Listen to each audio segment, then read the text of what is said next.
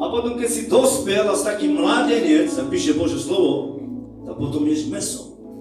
Takže vidíš, Boh s nami jedná. On so Saulom jednal inakšie. Ale potom, keď prišiel čas, kedy on zhrešil, a Biblia hovorí, že on prestúpil rozkaz Pánov, čo sa stáva? Potom sa stáva iná vec. Znamená iná abeceda, iné jednanie s tebou bude rozprávať s Bohom. Prečo? Lebo vidí Boh, že už nie si malé dieťa.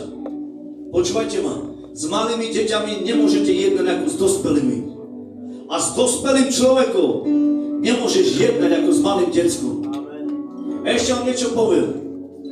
Prosím vás, ak si otec, tak zo seba nehraj syna. Ak si syn, tak nehraj zo seba otca. Zostaň taký, aký si. Daj slavu Pánu.